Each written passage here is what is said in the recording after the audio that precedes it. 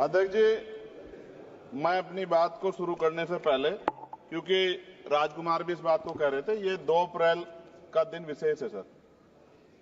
मैं जेल में था सहारनपुर, 2 अप्रैल 2018 को आंदोलन हुआ, 13 नौजवानों ने शहीदगी दी सर। मैं उनको नमन करता हूं सर। और आज फिर 2 अप्रैल है, एक और शहीदगी की तैयारी लग रही। तो मैं उन क्रांतिकारियों को भी आज याद करता हूं जिन्होंने, मुस्लिम क्रांतिकारी जिन्होंने देश की आजादी में योगदान दिया। सर, अंदाजे जमाना कहता है कि मौजे हवा रुख बदलेंगी, अंगारों से गुलशन फूटेगा, शबनम से सरारे निकलेंगी। वक्फ संशोधन विधेयक 2024 संवैधानिक मूल्य एवं सांप्रदायिक सौहार्द के लिए गंभीर खतरा है। वक्फ संशोधन विधेयक 2024 संवैधानिक अधिकारों, विधिक सिद्धांतों और धार्मिक स्वतंत्रता पर गंभीर आघात है। विधेयक वक्फ प्रबंधन को कुशल और प्रभावी बनाने का दावा करता है, लेकिन इसके 44 संशोधन इन वादों को पूरा करने में असफल है। हमारा मानना है कि इस संशोधन से स्पष्टता, साक्ष्य और मूल कारण विश्लेषण का अभाव होगा। पूर्व संशोधनों का मूल्यांकन नहीं होगा, हितधारकों से परामर्श की पारदर्शिता नहीं होगी, मौलिक अधिकार का उल्लंघन होगा। Article 13, article 14, article 25, article 26, article 50, article 300 सर्वोच्च न्यायालय के निर्णय, स्थापित कानून और इस्लामी सिद्धांत और संविधान की भावना का उल्लंघन होगा।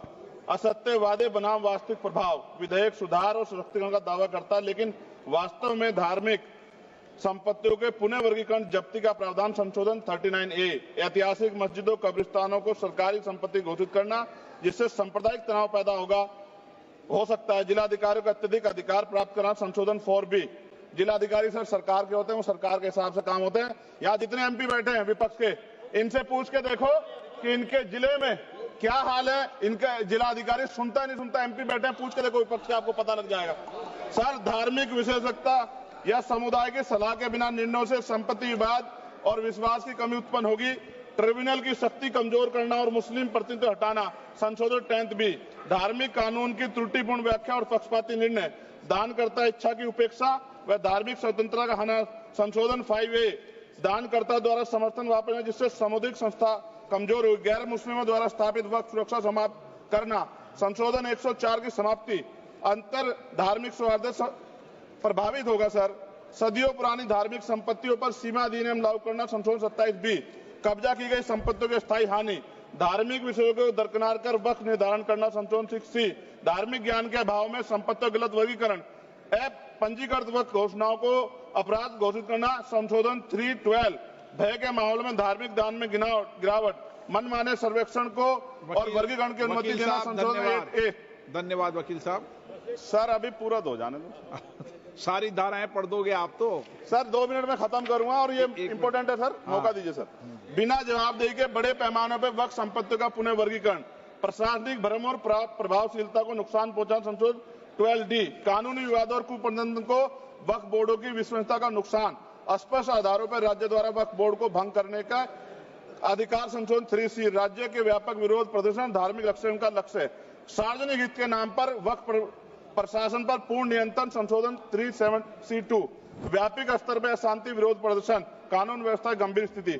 सर, सरकार के उद्देश्य से नजर आता है मुस्लिम समुदाय के योगदानों पर नियंत्रण स्थापित करना, मुसलमानों को उनकी वक्फ संपत्ति वंचित करना, वक्फ स्थापित करने के अधिकार पर प्रतिबंध लगाना, वाकिफ और मुतवल्ली की इस्लामी परिवर्तन करना। इस विधेयक को वर्तमान रूप से स्वीकार करें और समावेशी परामर्श, कानून स्पष्टता, संवैधानिक धार्मिक सुरक्षा सुनिश्चित करें। सर, ये तो बिल पे था सर, क्योंकि आप कहते हैं बिल पे बोलना चाहिए 2 दिन नहीं, लेकिन सर मैं सुबह से सुन रहा हूं सर 2-3 चीजें बोलूंगा सर। जो विद्वान सरकार मुसलमानों की कितनी हितैषी है सर, कुछ कह रहे हैं क्या?